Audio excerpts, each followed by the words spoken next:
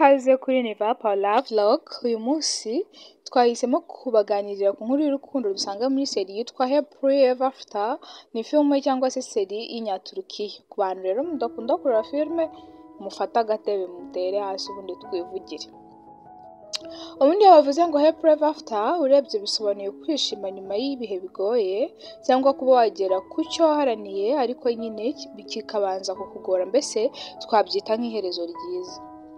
Iyi filime yacu rero igaruka ku nkuru y'urukundo ariko mu by'ukuri ibabaje, ku buryo mbese kureba iyi filime bigoye kuba wafata amarangamutima yawe ntababeshye, nanjye nararize.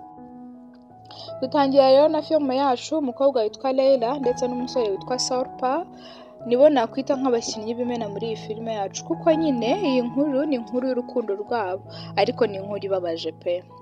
Leila ni umwana wavukiye mu muryango twavuga ko uciriritse nubwo atari cyane.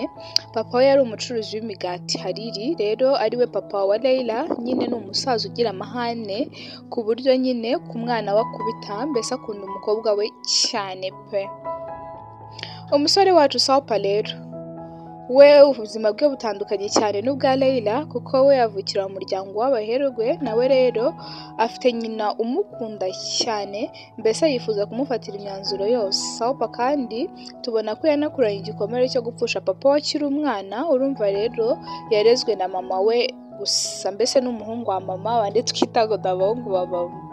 Leila na Sarpa rero baza guhurira ku ishuri muri kaminuza, iby'abasore n'inkumi namwe murabizi. Ubwo nyine batangira ari inshuti bisanzwe ariko biza kugeraho bose bagwa mu rukundo hagati yabo. Iyo bagusubije inyuma abazi byitwa flashback, murabizi abantu bize literature. Ukaba rero uburyo babaga bari kumwe batembera bigana, mbese ukabona ari couple iberanye pe. Ubwo rero muri uko gukundana kwabo, Leila agira umurava akajya kwereka ababyeyi b'umusore yakunze, ndetse Sarpa anakirwa neza mu muryango ku buryo muzehe Hariri ndetse na Maredi ariwe mama wa Leila nyine batangira kumufata nk'umuhungu wabo cyangwa se umukwe wabo. Gusa rero nubwo bimeze gutyo, ku ruhande rw'umuhungu hari ihurizo rikomeye. Nyina wa Sarpa witwa Perini cyangwa se Pelo ni umumama w'umuherwe umva wiyemera, ukunda izina ry'umuryango, nyine b'abamama bari abakire. Rero ntaba yifuza ko Sarpa yamuzanira umukazana uvuye mu muryango ukennye pe, ibyo ntibibaho kwa Pelo. Ubwo rero Sarpa aza gufata umwanzuro wo kubwira Leila ko nyine mama waba muri Amerika, ariko urumva yaramubeshyaga, yamusobanuriraga ko impamvu batahuye ari uko mama waba muri Amerika. Ubwo igihe kiragera bategura umunsi w'ubukwe. Aha rero ni naho inkuru yacu itangira kuryohera, ubundi ubu ngubu itangiriye, mbere nari ntaratangira. Mbere y'ubukwe rero Sarpa aza gufata umwanzuro akamenyesha mama we ko agiye gukora ubukwe n'umukobwa yakunze Leila. Mama we rero akibyumva barabihakanye. Sarpa aramwinginga ariko mama we akanga neza kuko nyine ntiyibona agira umukazana uva mu muryango uciriritse. Ubukene si ikintu mw'abantu. Ubwo rero umuryango wa Leila biba bishyushye, imyiteguro irimbanyije bahinze pe. Gusa batazi ko Sarpa byamuyobeye, arashyingirwa Leila atakaze mama we, arareka Leila urukundo rwe rwa mbere ubukwe bwageze, mbese Sarpa yisanga mu ihurizo rikomeye pe. Ubwo rero umunsi w'ubukwe uregera, umukobwa wacu akitegura akambara ikanzu y'ubukwe nziza, ubona asa neza, ubona rwose ari umukobwa kabisa usa neza ugaragara neza. Agategereza Sarpa ndetse baba bari no kuvugana kuri telefone, mbese ubona ko buri wese afite amashyushyu yo kubona undi. Ubwo mu gihe Leila ategereje ko Sarpa amugeraho, arategereza agaheba. Umva mbese Leila yabenzwe habura iminota mike ngo ubukwe bubi. Twabonye ko mama wa Sarpa atifuza ko ubukwe bwaba. Ubwo rero Sarpa aza kumvira nyine maze ntagaragare mu bukwe. Imagine ibintu. Sinzi niba mwumva ukuntu umutima wa Leila usigara umeze nyuma yo gusigwa n'umusore ku munsi w'ubukwe. Ubwo rero nyuma y'uko ibyo byose nyine bibaye, Leila agira igikomere mu buzima bwe, ndetse nta muntu wemeza kutazongera kugira umusore ashyira mu buzima bwe. Rwose azinuka ibintu byo gukundana. Ubwo rero Leila aza kujya muri kampani cyangwa organisation itegura ibirori, ubukwe, amasabukuru. Ubwo nyine atangira kuzajya ategurira abandi ubukwe nubwo atabashije kubukora. nyuma y'igihe rero akora muri iyo kampani wa musore Sopa aza kugaruka avuye London, ariko nyuma y'igihe kinini urumva yari yarahunze igihugu nyine umunsi yangaga kuza mu bukwe yigira London. Ubwo rero agarutse byagenze bite?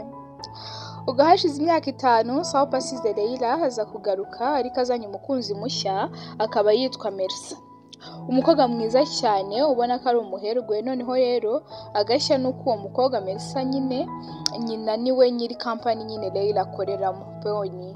Ubwo rero murumva ko n'ubukwe bwa Sopa na Melissa nyine niyo kampani igomba kubutegura, nyine ya mama we igomba kubutegura. Ibaze rero gutegura ubukwe bw'umusore wo gusiza wambaye ikanzu y'ubukwe.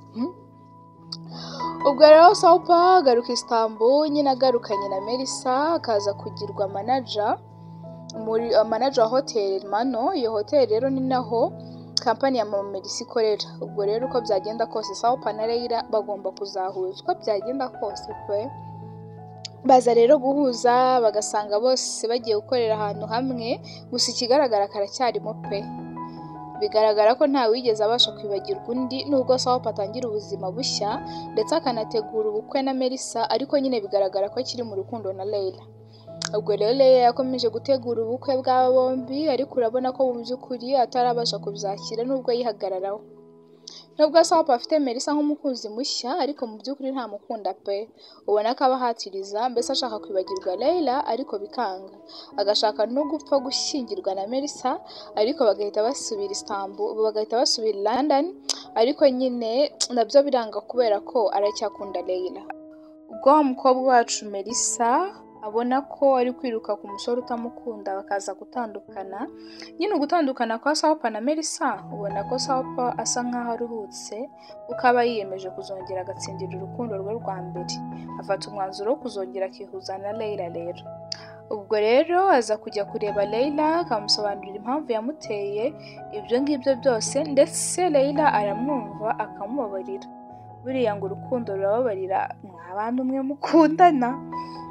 Ubwo rero Leila nyuma yo kubabarira Sopa ubuzima burakomeza, ndetse akagaruka no ku kazi, dore ko yari yirukanywe bigizweho uruhare na mama wa Sopa. Ubwo rero iyi filime irangira mu buryo navuga buteye amatsiko, buriya ngo urukundo rwa nyarwo ntirugira iherezo. Rero muzi ko twababwiye ko Sopa yaje kwa Leila akamubwira impamvu yamutaye, ndetse rwose Leila aranamwumva pe, tekereza ko anamubabarira. Ubwo rero Sopa aba nyine yaguze amatike y'indege abiri, nyine iye n'iya Leila. Ubwo umusore wacu yari yizeye ko araza kwemeza Leila nyine bakava Istanbul bakajya London bagatangira ubuzima bushya, ariko Leila wacu disi aramuhakanira kuko yumvaga ko yaba yongeye gusubiza umuryango we mu bihe byashize. Leila abwira Sopa ati barishimye kuri ubu, barabirenze, ubuzima bwarakomeje, ntabwo bo ari twebwe. Ubwo Sopa arahaguruka akagenda, ariko ababaye cyane, kandi na Leila nubwo yanze ko bakomeza urukundo rwabo urabona ko akimukunda pe. Ubwo rero ibihe biragenda, iminsi ikicuma. Hagati aho rero mu gitondo cyo kwa kabiri, itariki ntago bayitubwira, ubwo Leila aza guhura na Sopa muri kantine ahantu, bagahuza amaso rwose ubona bose basa neza. Leila asa neza, ari inkumi nziza, urebye bose ku maso rwose urabona nabona rwose hari akantu karimo, bose bafite akanyamuneza. Urebye birasa nkaho hagati yabo hongera kwaka ikibatsi cy'urukundo. Ubwo rero nako filime yacu irangira, situzi neza niba barakomeje gukundana, mbese birangira iduteye amatsiko nanjye byarangiye nyagize, namwe ngaho nguko murangire mufite amatsiko. So mbibutse gukora like, share, subscribe ndetse na comment, dukomeze kubana kenshi kuri Neva Paula Vlog, dukomeza kubwirana amastori tugafashanya kuruhuka. Njye ndi Cynthia Nishimye.